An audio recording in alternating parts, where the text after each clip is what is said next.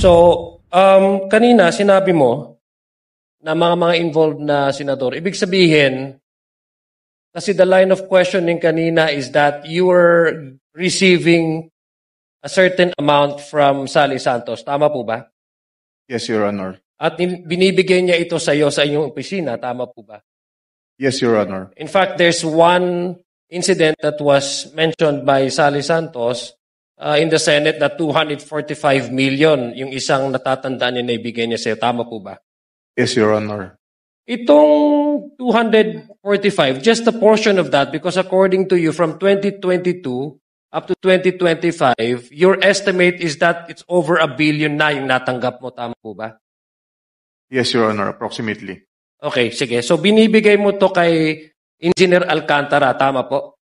Hindi ko po binibigay, kinukuha niya. Kinukuha, sorry. Kinukuha ni Alcantara. Nakabox nga po, sabi niyo nga po, di ba? Yes, Your Honor.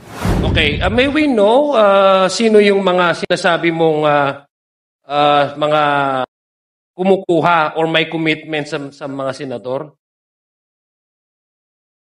Kasi you mentioned this earlier before we grant you the request of having a recess, suspended. May we know who are these sinasabi mong may mga involved na mga senador? Okay lang po bang basahin ko, Your Honor, kung ano lang po yung naisulat ko? Pero pinapangako ko naman po sa inyo na ang full details ito maibibigay ko po sa written statement namin ng mga abogado ko. Mr. Chair, may we request that he be allowed to read his salaysay, his statement? Engineer Hernandez, please proceed. Good morning, Your Honor, Mr. Chair. Ako po si Bryce Erickson Hernandez, dating Assistant District Engineer ng Bulacan 1st District Engineering Office. Ako po ay na-contempt kahapon sa Senate Blue Ribbon Committee. Habang ako po ay na-detain, nakapag-isip po ako at nagdesisyon na maglabas ng ilang nalalaman ko sa flood control project base po sa aking natatandaan sa ngayon. Tama po si Senator Lacson na ang mga engineers ng DPWH ay tila naging legman o bagman na lang. Kung tatanungin niyo po ako kung sino o kanino kami naging bagman, sasagutin ko na po ngayon.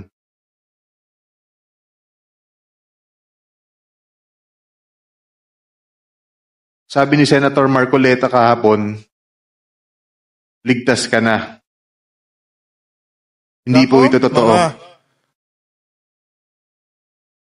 Si Senator Jinggoy Ejercito Estrada, Senator Joel Villanueva, Nako po! Yusek Robert Bernardo, at D. Alcantara.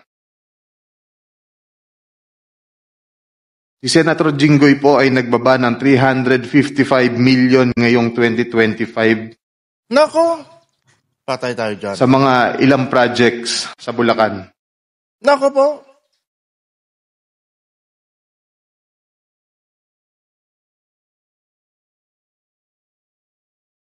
At ang sabi po ng boss ko dito ay 30% ang commitment dito. Ang mga projects po na to ay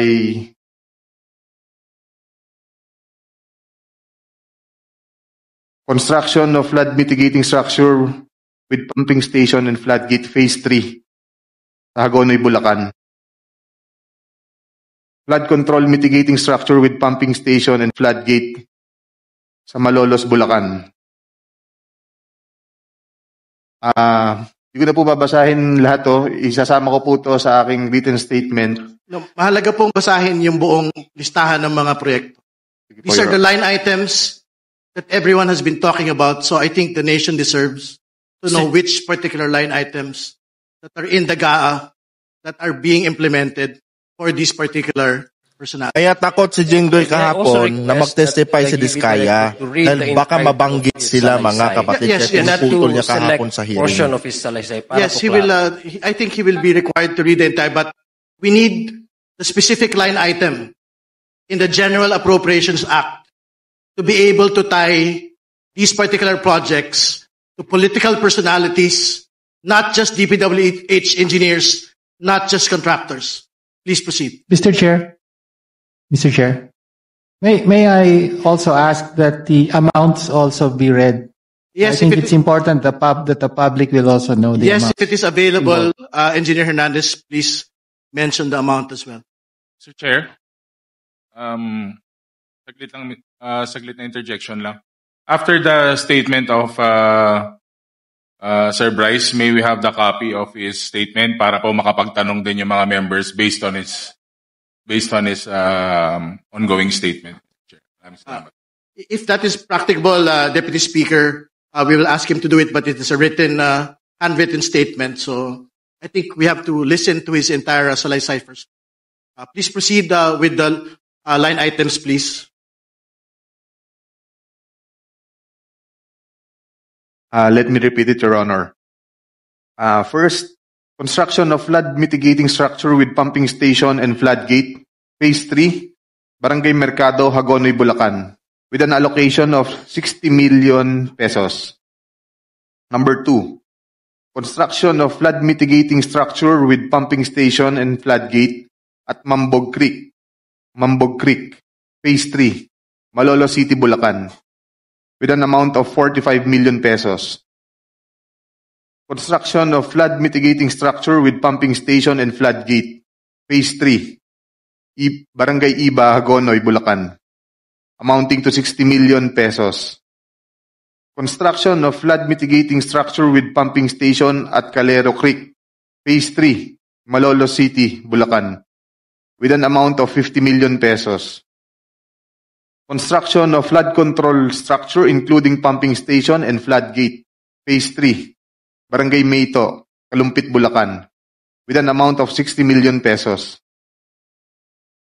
Construction of flood mitigation structure with pumping station and floodgate at Barangay Santo Rosario Creek, Phase 3, Malolo City, Bulacan, with an amount of 40 million pesos. And last, construction of flood mitigation structure including pumping station and floodgate, Phase 3, Barangay Carillo, Hagonoy, Bulacan, with an amount of 40 million pesos. And all of that with a total of 355 million pesos, Your Honor. This is supposedly the allocation of which political personality? Senator Jinggoy Ejercito Estrada po, Your Honor. Thank you for the clarification. You can proceed with reading the handwritten statement. Chair, may I continue? Let him finish the handwritten statement. Tapos lang po yung handwritten statement ng pagbasa. Nagbaba po si Senator Jinggoy at ang kanyang SOP dito ay 30%. As per our District Engineer Henry Alcantara. I-deliver ito nung lumabas ang mga item na to sa GAA. Mga driver namin sa DPWH Bulacan First ang nag-deliver sa kausap nila.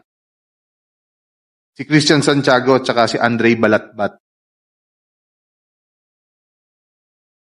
Galing din ito sa utos ni D. Alcantara.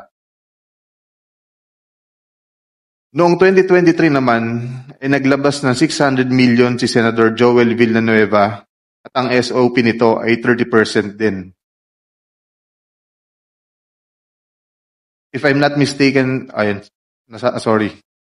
Pwede kong sabihin ko po kung anong mga projects to, mga line item din. Please proceed with disclosing the line items so the nation may able to tie the line item to the political personality involved. First, rehabilitation of flood control structure along Balagtas River, Barangay Panginay, Tuwawa, Phase 3, Balagtas, Bulacan, with an amount of 75 million pesos. Construction of Bukawe River Flood Mitigation Structure, Station 12, plus 589 to Station 12, plus 739, at Barangay Bambang, Bukawe, Bulacan, with an amount of 75 million pesos. Construction of Bukawe River Flood Mitigation Structure at Station 4 plus 204 to Station 4 plus 354 at Barangay Turo, Bukawe, Bulacan, with an amount of 75 million pesos. Construction of Bukawe River Flood Mitigation Structure at Station 3 plus 036 to Station 3 plus 236 at Barangay Kaingin, Bukawi, Bulacan.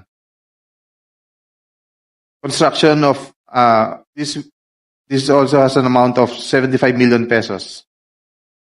Number 5, construction of Bukawi River flood mitigation structure at Station 5 plus 466 to Station 5 plus 667 at Barangay Bunlo, Bukawi, Bulacan, with also an amount of 75 million pesos. Construction of Balagtas River flood mitigation structure at Station 3 plus 533 to Station 3 plus 683 at Barangay Santol, Balagtas, Bulacan, with an amount of 75 million pesos also. Construction of Balagtas River flood mitigation structure at Station 7 plus 654 to Station 7 plus 804 at Barangay Dalig, Balagtas, Bulacan, also with an amount of 75 million pesos. And last is the construction of Balagtas River flood mitigation structure at Station 14 plus 124 to Station 14 to 200 plus 274 at Barangay San Juan, Balagtas, Bulacan, also with an amount of 75 million pesos, and all in all with a total of 600 million pesos. Can you state again for the record the total amount, and that this is the projects for which particular political personality? 600 million pesos last 2023 from Senator Joel Villanueva. Thank you. Please proceed with your handwritten statement. At ang SOP nito ay 30% din. Binigay din ito nung lumabas sa GAA at i-deliver sa bahay niya sa Bukawi ni D. Alcantara at dating hepe ng aming construction si Engineer JP Mendoza. Si D. Alcantara namin ang masasabing chief implementor. Siya po ang kumakausap sa lahat ng politiko na involved dito. At least 3% po siya sa lahat ng projects na dumadaan sa opisina namin. At pinapasabi pa nga sa amin sa mga kontraktor na kung gusto nyong magkaroon ng maraming projects sa susunod, ay magbigay kayo ng additional na 2% sa kanya. Parang finder's fee daw.